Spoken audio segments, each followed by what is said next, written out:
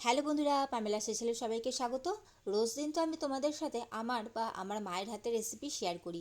তবে আজ আমার চ্যানেলে প্রথমবার আমার জামাইবাবুর হাতের রেসিপি শেয়ার করতে যাচ্ছি তোমাদের সাথে। অবশ্যই আশা করছি তোমাদের সবার খুবই ভালো লাগবে। তো চলো তাহলে আজকে আর কথা বাড়াবো না, শুরু করা যাক আজকের রেসিপি, ভেটকি মাছের পাতুরি। হাই ফ্রেন্ডস, আজকে আইটেম পাতুরি করব, তার জন্য কলা পাতা কাটতেছি। এটা আমাদের বাগান ছোট থেকে। এই এই এই পাতাটা নেব। দেখুন, এই ফ্রেশ পাতাটা নেব। এই পাতাটা হলেই হয়ে যাবে। পাতা কাটার একটা নিয়ম আছে, পুরো পাতা কাটতে নেই, পাতাকে একটুখানি রেখে দিয়ে কাটতে হয়। দেখুন,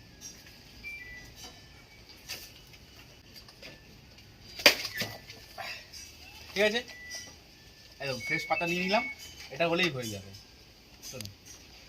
পাতুরি বানানোর জন্য সবার প্রথমে ভেটকি মাছটা একটু ম্যারিনেট করে নিতে হবে। তো লেবুর রস আর একটু সামান্য নুন দিয়ে মাছটা মাখিয়ে ভালো করে আধা ঘন্টার জন্য এটা রেস্টে রেখে দিতে হবে। কারণ ভেটকি মাছের মধ্যে প্রচুর আঁশটানি একটা গন্ধ থাকে। তো সেই গন্ধটা যাতে খাবার সময় না থাকে তার জন্য একটু লেবুর রস আর একটু নুন দিয়ে এটা ভালো করে মাখিয়ে রেখে দিতে হবে আধা ঘন্টার জন্যে। হাতের সাহায্যে মাছটা ভালো করে লেবু রস আর নুনের সাথে প্রত্যেকটা জায়গায় ভালো করে মাখিয়ে নিতে হবে। আধা ঘন্টা পর দেখবে মাছ থেকে অনেকটা, দেখো এখনই অনেকটাই জল বেরোচ্ছে সাদা সাদা। তো সেই জলটা ফেলে দিতে হবে। পাতুরির জন্যে মেন যেটা হচ্ছে মশলা, তার জন্যে দেখো যে মশলাগুলো লাগবে সেগুলো হচ্ছে কালো সর্ষে পরিমাণ মতন। কালো সর্ষে আর সাদা সর্ষে দুটোই সমান পরিমাণেই নেওয়া হয়েছে। এর সাথেই নিয়ে নিতে হবে 1 থেকে 1.5 চামচ মতন পোস্ত। এর সাথে দিয়ে দিতে হবে 4-5টা কাজু বাদাম। দুরকম সর্ষে, পোস্ত, কাজু বাদাম, কাঁচা লঙ্কা, এটা 10 মিনিট একটু জলে ভিজিয়ে রাখতে হবে। তারপরে এর একটা মিহি পেস্ট বানিয়ে নিতে হবে। তো 10 মিনিট ভিজিয়ে রাখার পর দেখো ডাইরেক্ট মিক্সার জারের মধ্যে সমস্ত কিছু জল শুদ্ধ নিয়ে নেওয়া হলো। তোমরা চাইলে শিলনোড়াতেও বেটে নিতে পারো। এখন এর মধ্যে একটু সামান্য নুনও দিয়ে দিতে হবে। আর যেটা সব থেকে বেশি ইম্পর্টেন্ট সেটা হচ্ছে নারকোল। নারকোলটা অবশ্যই লাগবে কিন্তু পাতুরি বানাতে। তো পরিমাণ মতো নারকোলও অ্যাড করে দেওয়া হলো। এখন সমস্ত কিছুর একটা মিহি পেস্ট বানিয়ে নিতে হবে।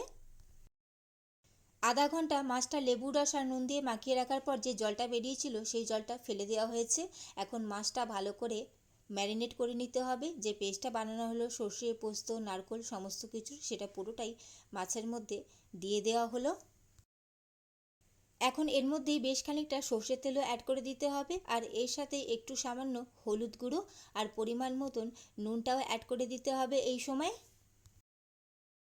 এরই সাথে একটু সামান্য টক দইও অ্যাড করে দিতে হবে 2 টেবিল চামচ মতন। এখন সমস্ত মশলাটা ভালো করে মাছের সাথে মাখিয়ে নিতে হবে। আর মাখিয়ে এই মাছটা আরও মিনিমাম 30 মিনিটের জন্য রেখে দিতে হবে, যাতে সমস্ত মাছের মধ্যে মশলার স্বাদটা সুন্দরভাবে ঢুকে যেতে পারে। আর প্রত্যেকটা মাছ কিন্তু মশলার সাথে সুন্দর করে মাখিয়ে নিতে হবে। তো তোমরা দেখতেই পাচ্ছ কত সুন্দরভাবে মাছটা মাখানো হচ্ছে। অন্যদিকে দেখো কলা পাতাগুলো রেডি করে নেওয়া হয়েছে, ছোট ছোট পিস করে কেটে নেওয়া হয়েছে। এখন এটা একটু আগুনের মধ্যে সেঁকে নিতে হবে যাতে পাতাগুলো নরম হয়ে যায়, কারণ ভাজ করতে তাহলে কিন্তু খুবই সুবিধা হবে। সমস্ত পাতাগুলো সেঁকে নিয়ে রেডি করে নেওয়া হয়েছে। অন্যদিকে মাছটাও আধা ঘন্টা হয়ে গেছে ম্যারিনেট করে রাখা।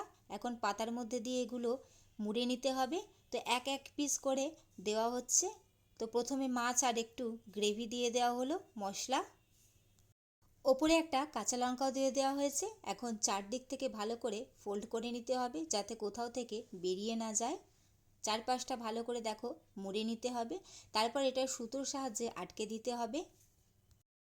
সুতোর সাহায্যে চারপাশটা আটকে দিলে কিন্তু এটা কলা পাতাটা একদম খুলে যাবে না, একদম টাইট হয়ে আটকে থাকবে। এটা ফ্রাই করতে কিন্তু খুবই সুবিধা হয়।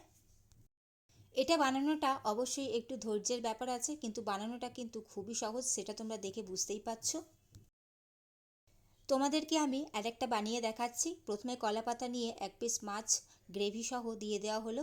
আর ওর উপরে একটা কাঁচা লঙ্কাও দিয়ে দেওয়া হলো। তোমরা চাইলে কাঁচা লঙ্কাটা নাও দিতে পারো। এখন চারদিকটা ভালো করে ফোল্ড করে নিতে হবে, যেমনটা আমি ফোল্ড করছি। এই সময় কিন্তু কলা পাতাটা খুবই নরম আছে, কারণ সেঁকে নেওয়া হয়েছে। তাই ফোল্ড করার সময় ভেঙে যাওয়ার কিন্তু কোনো রকম ভয় থাকবে না। তো চারদিকটা ফোল্ড করে এখন সুতোর সাহায্যে চারদিকটা ভালো করে বেঁধে নিতে হবে, তাহলেই কিন্তু তৈরি হয়ে যাবে খুব সহজে।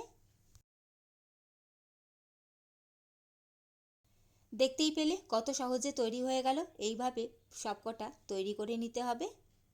সমস্তগুলো তৈরি হয়ে গেছে, এখন এটা ফ্রাই করে নিতে হবে। অন্যদিকে ফ্রাইং প্যান বসিয়ে দেওয়া হয়েছে আর ওর মধ্যে সামান্য একটু সাদা তেল দিয়ে দেওয়া হচ্ছে ভেজে নেওয়ার জন্যে। তেল ভালো করে গরম হয়ে গেছে, এখন পাতুরিগুলো এক এক করে দিয়ে দিতে হবে। পাতুরিগুলো দিয়ে গ্যাসের ফ্লেমটা একদম লো টু মিডিয়ামে রেখে এটা ঢাকা দিয়ে হতে দিতে হবে মিনিমাম 5 থেকে 7 মিনিট।